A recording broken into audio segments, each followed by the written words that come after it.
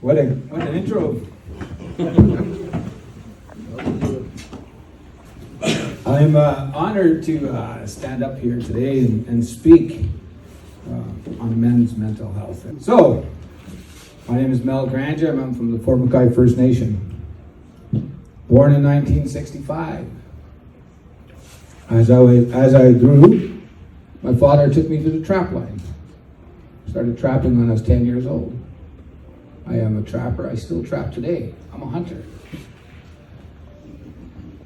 The necklace I wear are for the bear I shot and the wolverine I killed. These are the teeth of the wolverine.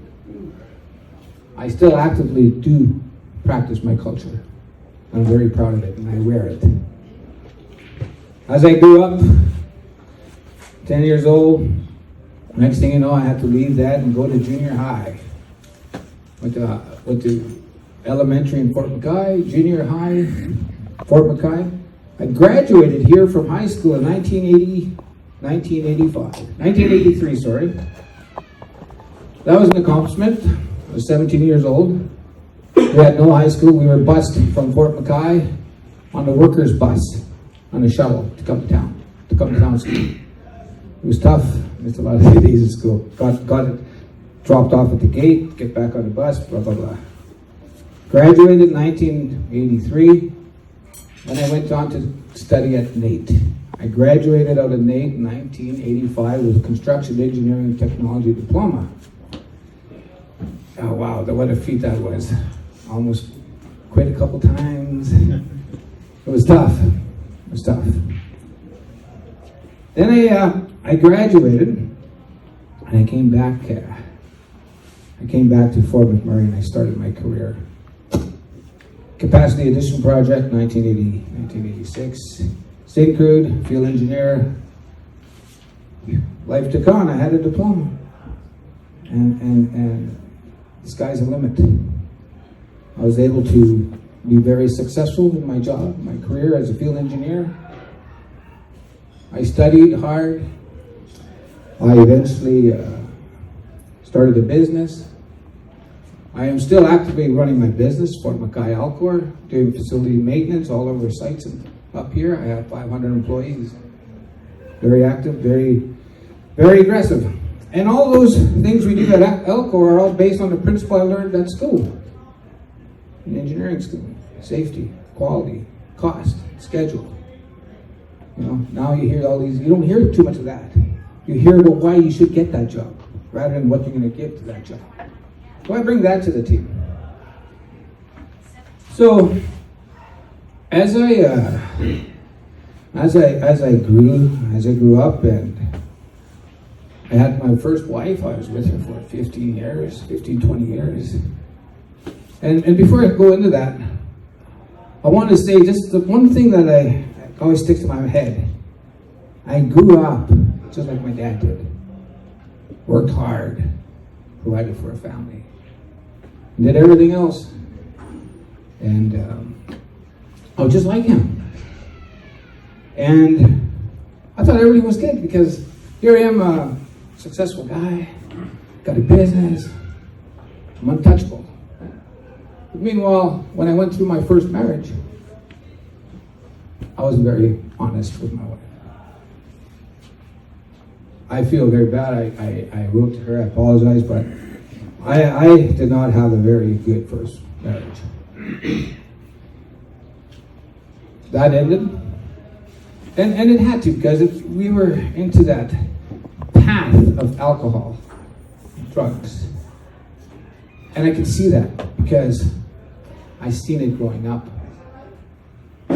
So, as I was growing, I got divorced and I met my wife, and like I said, everything was good, you know. I thought it was good, and then my wife there, she's my wife now, she's pretty smart, and my wife Christine, and she's saying like, what's wrong with you? Or sometimes we'd be in a bit of a debate and different things. What's wrong with you? Why are you like this? What do you... And here I thought I was okay. Meanwhile, I was temperamental. I was abusive with my words.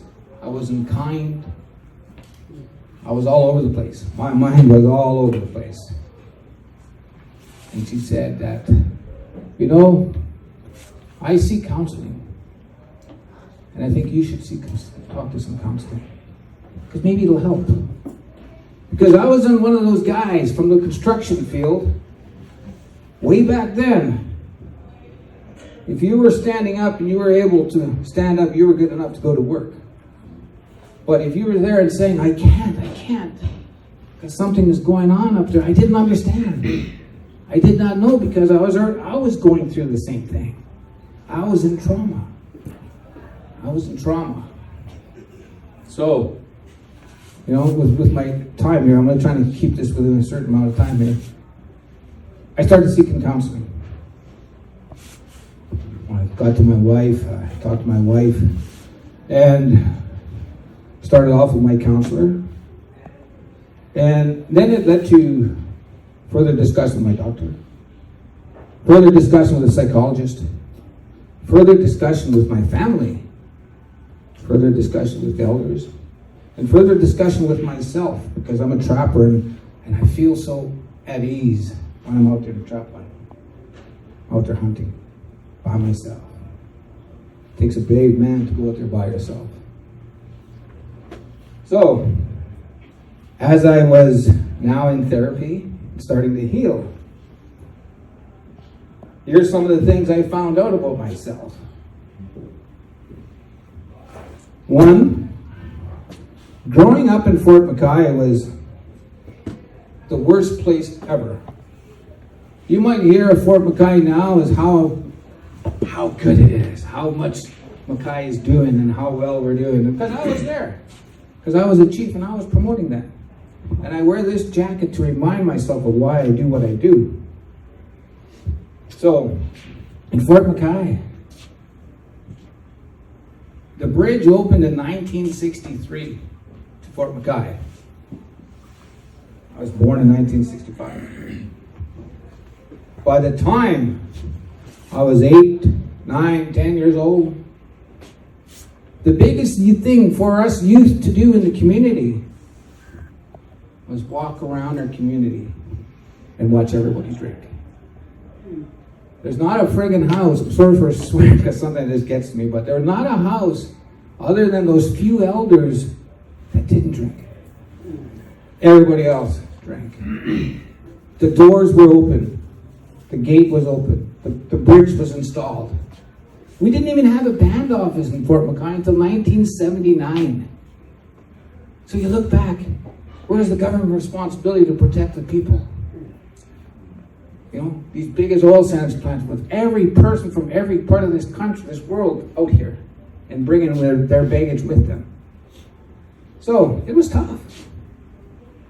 So growing up, you know, dealing with that in the community when there's so much alcohol, it was crazy because some of the things that go through your mind, you know, I'd be 10, walking home and seeing some girl get abused drunk from somebody else. Walk around and it was just chaotic. Seeing parties and my mom and dad, you know, mom didn't drink, but my dad did. I remember telling you how I was just like my dad. Well, I was drinking just like my dad. I remember and some of this stuff was tough, and this really, that's okay because that's how I heal myself. Remember my dad beat my mom. 7, 8, 9, 10, crying, can't do anything. So anyway, it was tough. My mom left. She had to leave because maybe she would not make it. But by her leaving, she didn't take me. I was 9, 10 years old. I was abandoned in the community with a drunken father. And anybody goes into the, you know, terminology, study what abandonment means to a child.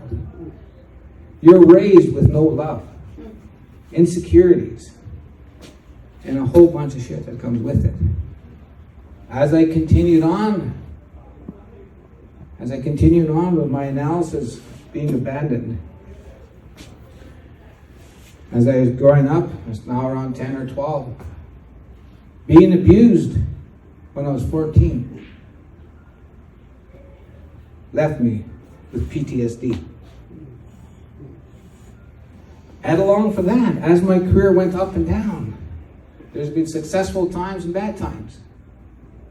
Then I further find out I'm evaluated as having depression and anxiety. Holy shit, man, like it's hard because I thought I was a good guy. And it's hard kind of even coming up here to tell my story, but I have to because this is going to heal myself and hopefully it's going to heal other people to come forward and speak up and talk and ask for help. So it's kind of where I was, you know, I've got abandonment issues, I'm dealing with no love, I got PTSD, I got depression, I got anxiety, I got everything. I got a fishbowl full of stuff that I have to work on. And I work on this every day. It's about 3 years, every day, talking, you know, my psychologist I talked to the other day tells me things, tell you I'm lovable, I'm competent, I'm trustworthy, I trust my judgment. All these things you have to do to help yourself. Diabolic support, different things. And this is all stuff I've learned in the last couple of years, and I really wish I would have learned some of this stuff when I was a lot younger, because maybe I might have helped more.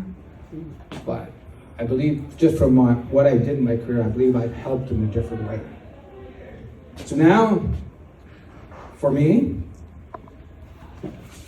the next part for my path, for me, I have decided that I'm still running my business, still doing good, but I've decided I'm going to be a motivational and influence speaker across Canada and tell my story like I'm telling you today. Because it happened on every reserve across Canada. It happened, and it's tough. I got accepted to the Speakers Bureau of Canada, and who knows where it's going to take me next. When Junior here, someone asked me to come about the conference. Very, very impressed that this is happening. The table of resources in the back there. Make sure you grab a resource. And you know, and I always say these things, you know, you never look down at anybody. The only time you look down at someone is when you want to reach down and help them up. I've learned all these things over time, trying to make myself heal. So the last, one of the other things I want to end with, I really feel great and at ease when I'm out there hunting and trapping. I've been doing it for all my life. Last year was my biggest year, 4 wolverines. You know, I go to the trap line, I take kids, I take youth, and I go by myself. Because when you go by yourself, you're walking beside death. Every step counts, every move counts. Your 6, your 8 hours, your days from help. That portion makes you a better man. So with that, with the program I started most recently is called the Awake Culture Camp. So what I've been doing is in the last few years, I've been taking youth and teaching them how to hunt. Then I'm taking youth to my trap line and teaching them how to trap animals. Because there will be one day when we have to go back in this crazy world, we have to go back out in the woods, I think. Because that's going to sustain me and it'll sustain everybody else I teach. And we've talked a lot about our program, about the Awake program. And we've agreed now that this Awake program is now going to be a fully comprehensive mental support program that we're going to develop. While I teach hunting and trapping, we'll be assessing and evaluating, providing mental health support and wellness and any kind of support we can give, because like the conference says, healthy men make healthy communities. That's my comment. Thank you very much.